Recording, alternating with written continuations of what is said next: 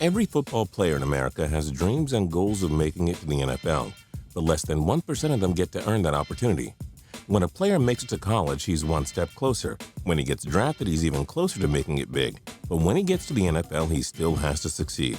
We've seen many players dominate college football, only to succumb to the difficulty of playing in the NFL. I'm Justin Fraction, and today we take a look at 10 players that were great in college but flopped in the NFL. And a big shout out to Jomelo the Fourth for suggesting this list. We do hope you enjoy this video, and if you do, feel free to click subscribe down below for more cool videos every single day. Number 10, Courtney Brown. Brown wasted no time putting the NCAA on notice when he joined Penn State in 1996. The talented defensive end was a 1999 consensus All-American, the Big Ten Defensive Lineman of the Year, and Big Ten Defensive Player of the Year.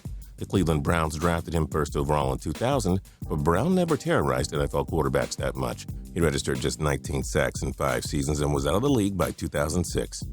Number 9, Johnny Manziel. Manziel won the 2012 Heisman Trophy, and the Texas A&M star seemed to earn more publicity than any NCAA football player ever. His incredible arm and quick legs made Manziel an offensive machine that was nearly impossible to stop in college.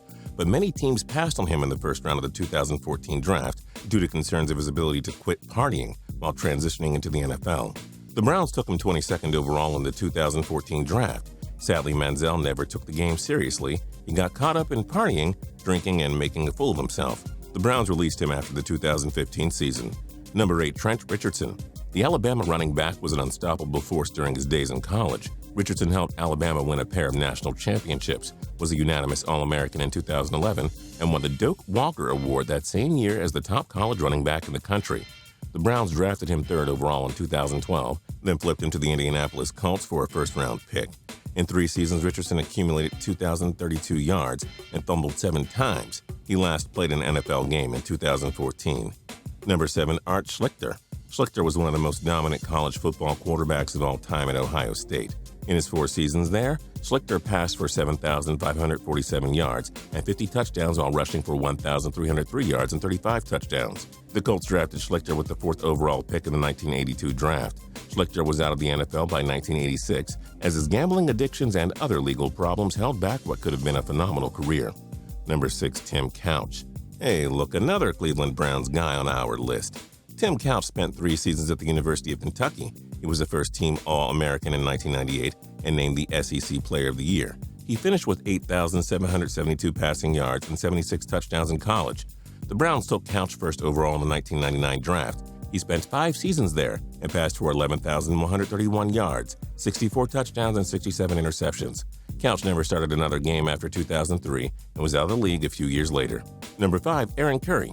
Curry was one of the country's top college players as a star linebacker at Wake Forest. He was a first-team All-ACC and first-team All-American in 2008 and won the Butkus Award as the top American college linebacker. The Seattle Seahawks drafted him 4th overall in 2009, but Curry was a massive disappointment in the NFL. He played just 48 games over 5 seasons and finished with 5.5 sacks. Curry retired in 2013, going down as a major draft bust. Number 4, Charles Rogers. The Michigan State wide receiver appeared destined for a memorable journey in the NFL. He was a first-team All-Big Ten member in 2001 and 2002. In 2002, he was also a unanimous All-American and won the Fred Biletnikoff Award as the top college receiver in America. Rogers caught 135 passes for 2,821 yards and 27 touchdowns in just 2 college seasons. The Detroit Lions drafted him 2nd overall in 2003. He played just 15 games and was out of the NFL after the 2005 season. Number 3, Tony Mandarich. 6'6", 330 pounds of muscle and dominance. Mandarich was a once-in-a-lifetime offensive tackle at Michigan.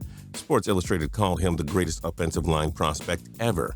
He also did Canada proud as the highest-drafted NFLer from the Great White North ever.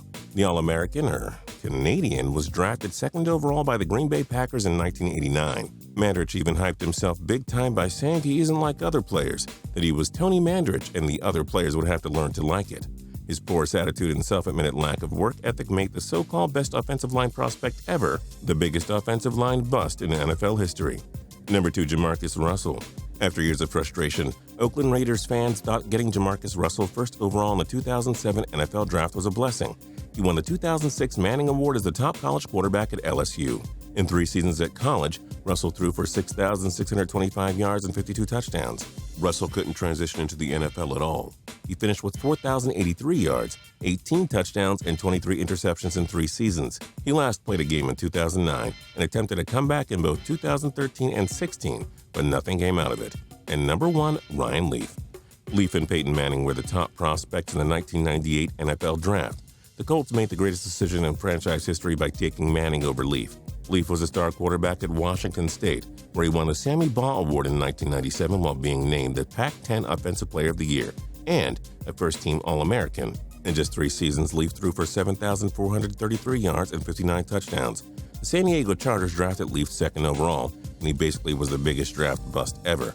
In 3 seasons, he completed just 48.4% of his passes and tossed 14 touchdowns and 36 interceptions. Leaf last played for the Dallas Cowboys in 2001, but was out of the league shortly thereafter. Which other college football stars flopped in the NFL? Join us in the comments below. If you liked this video and learned a thing or two, clicking the like button helps us out a ton and we appreciate it. If this is your first time coming around to Total Pro Sports though, subscribing is a great idea because we put out videos like this every single day. But as always, thanks for watching and we'll see you guys next time.